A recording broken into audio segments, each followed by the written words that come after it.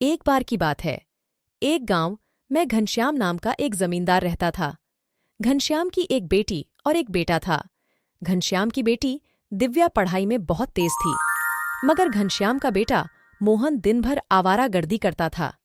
इसी बात को लेकर घनश्याम हमेशा परेशान रहता था।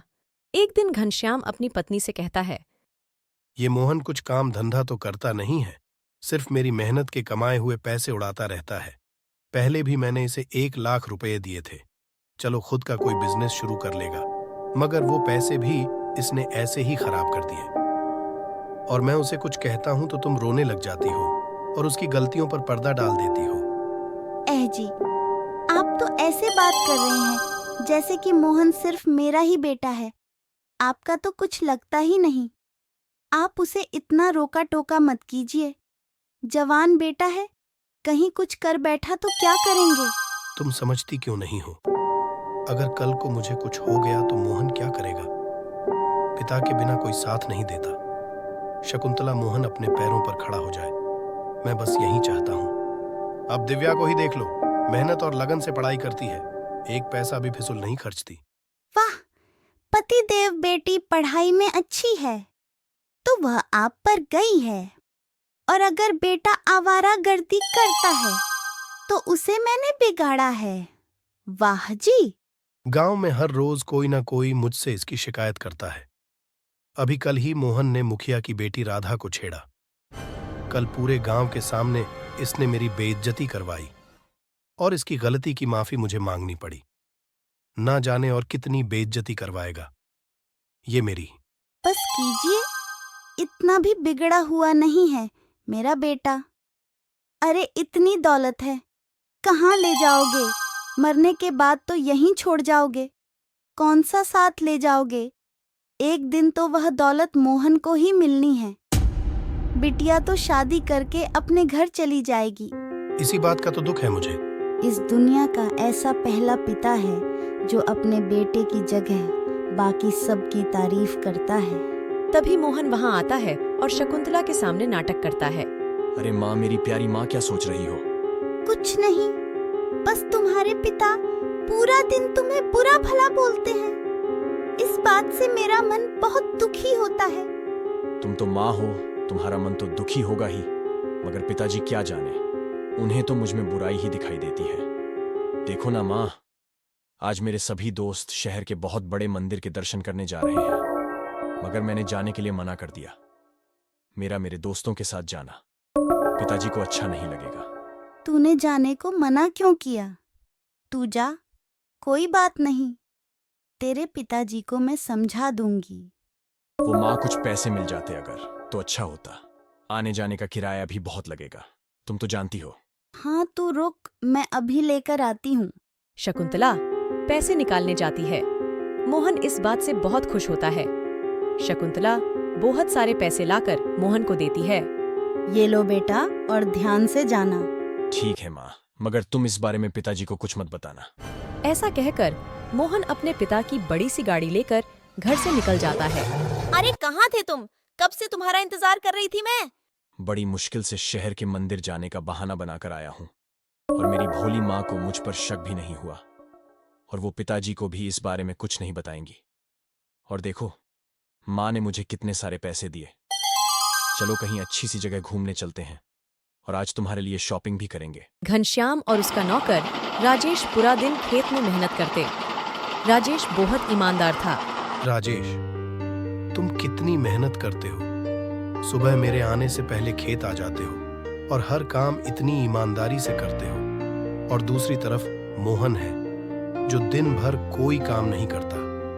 पता नहीं वो कब समझेगा।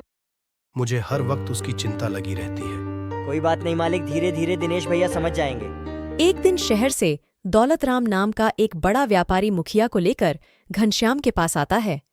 घनश्याम मुखिया को देखकर चौंक जाता है। मुखिया जी, मैं मोहन की उस हरकत पर बहुत शर्मिंदा हूँ। घनश्याम जी, मोहन की हरकत को मैं कब का भूल चुका हूँ, आप भी भूल जाइए। मोहन बच्चा है और बच्चे तो गलती कर ही देते हैं। और इनसे मिलिए, ये है शहर के सबसे अमीर व्यक्ति दौलतराम जी, ये सोने के व्यापारी हैं। नमस्ते घनश्याम जी। मुझे मुखिया जी ने बताया कि आप बहुत ईमानदार और धनवान व्यक्ति हैं। मुझे एक अच्छे और सच्चे व्यक्ति की तलाश थी। मुखिया जी ने मेरी कुछ ज्यादा ही तारीफ कर दी, बल्कि सबसे अच्छे इंसान तो मुखिया जी खुद हैं, जिन्होंने मेरे बेटे की गलती को माफ किया। आइए अंदर बैठकर बात करते हैं। आइए मुखिया जी, बैठिए। दौलतराम और मुखिया दोनों घनश्याम के इतने बड़े घर को देखकर हैरान रह जाते हैं। जी बताइए मुखिया जी, कैसे आना हुआ? घनश्याम जी, दौलतराम जी को आपसे कुछ जरूरी बात करनी है। बताइए दौलतराम जी। दरअसल घनश्याम जी, मैं सोने का एक बहुत बड़ा व्यापारी हूं और मैं हिंदुस्तान छोड़कर विदेश में बसना चाहता हूं। मेरे पास कुछ सोने का स्टॉक है। मैं चाहता हूं कि उस सोने को आप खरीद लें। मैं वो सोना आधे दामों में बेचने के लिए तैयार हूं। इतना कहकर दौलतराम ने एक बड़ी सी अटैची घनश्याम के सामने खोल दी। उसमें ढेर सारे सोने के बिस्कुट रखे हुए थे। सोने को देखकर घनश्याम हैरान हो गया। लेकिन इतना ढेर सारा सोना आप शहर में किसी को भी बेच सकते हैं। जी बिल्कुल घनश्याम जी, लेकिन मैं चाहता हूं कि ये सोना किसी गांव के व्यक्ति के पास रहे, क्योंकि गांव के व्यक्ति बहुत दयालु स्वभाव के होते हैं और लोगों की मदद करते हैं। वैसे तो ये सोना 4 करोड़ का है, लेकिन मैं ये सोना आपको सिर्फ 2 करोड़ में बेचने के लिए तैयार हूं। दौलतराम की बात सुनकर घनश्याम सोच में पड़ गया, क्योंकि वह 2 करोड़ की जायदाद का मालिक था। सोच क्या रहे हो घनश्याम जी? अगर आपके पास कैश नहीं है तो आप अपनी संपत्ति बेचकर इस सोने को खरीद लो और बाद में सोने को मुनाफे में बेच देना। आपकी संपत्ति भी दोगुनी हो जाएगी। आप मुझे 1 हफ्ते का समय दीजिए। 1 हफ्ते बाद आप 2 करोड़ ले जाना और सोना मुझे दे जाना। घनश्याम ने अपनी सारी जायदाद बेचकर 2 करोड़ की रकम इकट्ठा कर ली। 1 हफ्ते के बाद दौलतराम वही सोने की अटैची लेकर आया। ये लीजिए दौलतराम जी, गिन लीजिए, पूरे 2 करोड़ हैं। मुझे आप पर पूरा भरोसा है घनश्याम जी। रुपए गिनकर मैं आपका अपमान नहीं करना चाहता। घनश्याम जी, एक बार सोने को किसी जौहरी से चेक करवा लेते। आप कैसी बातें कर रहे हो मुखिया जी? आप हमारे गांव के हो, आप मुझसे धोखा थोड़े ही करोगे। मुखिया और दौलतराम रुपए लेकर वहां से चले गए। अगले दिन घनश्याम वह सोना बेचने के लिए शहर गया, मगर शहर में जाकर उसे पता लगा कि वह सारा सोना नकली था। ये बात सुनकर घनश्याम के पैरों तले जमीन खिसक गई। अब घनश्याम के पास एक छोटे से घर के सिवाय कुछ भी नहीं बचा था। मुखिया अपने परिवार सहित गांव से फरार हो चुका था और दौलतराम का भी कुछ अता पता नहीं था। एक दिन घनश्याम ने अपने बेटे मोहन को कहा, बेटा, तुम तो जानते हो मेरे साथ कितना बड़ा धोखा हुआ है। अब मुझ में इतनी ताकत भी नहीं कि मैं मेहनत कर सकूं। तुम जवान हो, कोई काम धंधा क्यों नहीं शुरू करते ताकि हम लोगों की रोटी चल सके। दिमाग तो ठीक है आपका, एक तो आपने सारी दौलत लुटा दी, ऊपर से अब मुझे मेहनत करने के लिए बोल रहे हैं। मैं आपका खर्चा नहीं उठा सकता। आप अपने आप देखिए कि घर का खर्चा कैसे चलेगा। मोहन भैया, आपको अपने पिताजी से इस तरह से बात करते हुए शर्म नहीं आती? क्या कुछ नहीं किया इन्होंने आपके लिए? और हाँ, एक दिन मैंने अपनी आंखों से देखा था कि कुछ समय पहले आपने सेठ जी की तिजोरी से 10 लाख रुपए चुराए थे। उसमें से ही आप कुछ पैसे दे दीजिए। मैं उसमें से 1 फूटी कौड़ी भी पिताजी को नहीं दूंगा। वह पैसे मेरे खर्चे के हैं और तू 2 कौड़ी का नौकर मुझे आदेश देगा। चल भाग यहाँ से। राजेश, तुझे मेरे बेटे से इस तरह बात करते हुए शर्म नहीं आती? निकल जा मेरे घर से और दोबारा यहाँ पर कदम मत रखना। ये कैसी बातें कर रहे हैं आप मालिक? मैं आपको अकेला छोड़कर नहीं जा सकता। मैंने कहा ना राजेश, तू चला जा यहाँ से अभी इसी वक्त। ठीक है मालिक, आप कहते हैं तो मैं यहाँ से चला जाता हूँ। राजेश रोते रोते वहां से चला जाता है। घनश्याम भी अपने कमरे में जाकर रोने लगता है और तभी वहां दिव्या आती है। ये आपने अच्छा नहीं किया पिताजी। राजेश तो आपका पक्ष ले रहा था और आपने उसे ही धक्के देकर बाहर निकाल दिया। मैंने अपने दिल पर पत्थर रखकर राजेश को घर से निकाला है बेटी। तुम तो जानती हो कि मेरे हाथ से सब कुछ छिन गया है। मेरी आंखों के सामने मोहन ने राजेश को इतना अपमानित किया, मैं उसे और ज्यादा अपमानित होते नहीं देख सकता था। और अगर मैं उसे जाने को ना कहता तो वो कभी मुझे इन हालातों में छोड़कर ना जाता। और मैं नहीं चाहता था कि राजेश मेरे लिए अपनी जिंदगी खराब करे। मजबूरी में मुझे ये रास्ता अपनाना पड़ा। राजेश रोते हुए बगैर टिकट के ट्रेन में बैठ गया और सोचने लगा कि सेठ जी ने मेरे साथ ऐसा क्यों किया। राजेश ट्रेन में काफी दूर तक निकल गया था। जिस डिब्बे में राजेश बैठा था वहां पर एक व्यक्ति के अलावा और कोई भी मौजूद नहीं था। अचानक उस व्यक्ति के मुंह से झाग निकलने लगा। राजेश उस व्यक्ति के पास गया। ये तुम्हारे मुंह से झाग क्यों निकल रहा है? मैंने कुछ देर पहले जहर खा लिया है।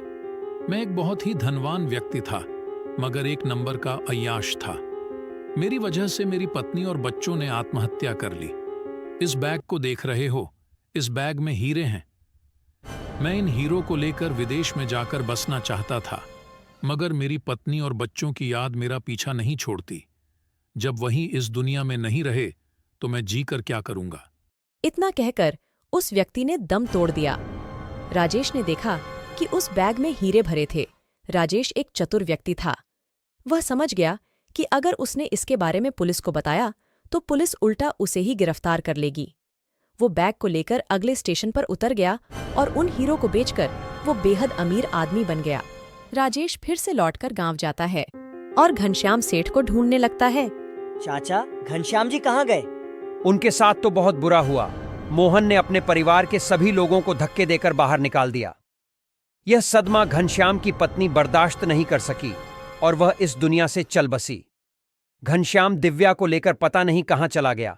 मोहन ने चुपके से इस मकान को भी गिरवी रख दिया था।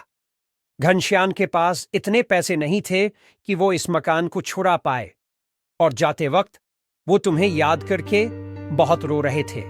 मुझे याद कर रहे थे, लेकिन उन्होंने ही तो मुझे घर से बाहर निकाला था। नहीं, उन्होंने तुम्हें अपमानित होने से बचाने के लिए अपने कलेजे पर पत्थर रखकर तुम्हें घर से बाहर निकाला था। अगर वह तुमसे प्यार से कहते तो तुम कभी नहीं जाते। राजेश घनश्याम और दिव्या की तलाश में निकल पड़ा। तभी अचानक राजेश की नजर मोहन पर पड़ती है। मोहन, मुखिया और दौलतराम तीनों को एक साथ देखकर राजेश हैरान हो जाता है। वाकई मोहन मान गए। तुम्हारे दिमाग को किस तरह से तुमने अपने पिता को छूना लगाकर उनकी सारी जायदाद अपने नाम कर ली। अगर मुखिया जी इसमें मेरा साथ नहीं देते तो मैं अपने मकसद में कभी कामयाब नहीं हो पाता। वो तो भला हो मुखिया जी का, जिन्होंने मुझे ये सारी योजना बताई, क्योंकि मैं मुखिया जी की बेटी राधा से शादी करना चाहता था, और राधा से शादी करने के लिए मैं कुछ भी कर सकता था। और मैंने उसे ऐसा जताया कि मैंने मोहन को उसकी गलती के लिए माफ कर दिया है, और घनश्याम मेरी इस भलाई को देखकर सब कुछ भूल गया और मुझ पर विश्वास कर बैठा। तभी राजेश गुस्से में बोलता है, भगवान तेरे जैसी औलाद किसी दुश्मन को भी ना दे। अरे तेरे जैसा कपूत जिस घर में पैदा हो जाए, उस घर को बर्बाद होने से भला कौन रोक सकता है। तुम्हें तुम्हारे किए की सजा जरूर मिलेंगी। राजेश ने तीनों को तुरंत पुलिस के हवाले कर दिया। पुलिस ने उन तीनों को धोखाधड़ी के आरोप में जेल में बंद कर दिया। राजेश मंदिर में रोज प्रार्थना करने जाता था और एक दिन उसकी नजर घनश्याम पर पड़ी। मालिक, मैंने आपको कहाँ कहाँ नहीं ढूंढा। तू तो बहुत बड़ा आदमी बन गया है रे राजेश। हाँ मालिक, लेकिन मैं कल भी आपका नौकर था और आज भी आपका नौकर हूँ। तभी दिव्या वहाँ आती और राजेश को देखकर बहुत खुश होती है। और मालिक, अब आप लोग यहाँ नहीं बल्कि अपने घर में रहेंगे। जो घर धोखे से आपसे छीन लिया गया था, उसे मैंने खरीद लिया मालिक। राजेश की ये बात सुनकर घनश्याम और दिव्या दोनों बहुत खुश हो जाते हैं। कहानी से सीख: झूठ, धोखे और बेईमानी की राह पर चलने वाले लोग सब कुछ खो देते हैं, और दूसरी तरफ सच्चाई, ईमानदारी और अच्छे रास्ते पर चलने वाले लोगों की जिंदगी में चाहे जितनी भी कठिनाइयां आ जाए, मगर वो लोग सब कुछ खोकर भी उसे दोबारा पा लेते हैं। आपको ये कहानी कैसी लगी? कमेंट सेक्शन में जरूर बताएं। अच्छी लगी तो लाइक करें और साथ ही हमारे चैनल को सब्सक्राइब करना ना भूलें।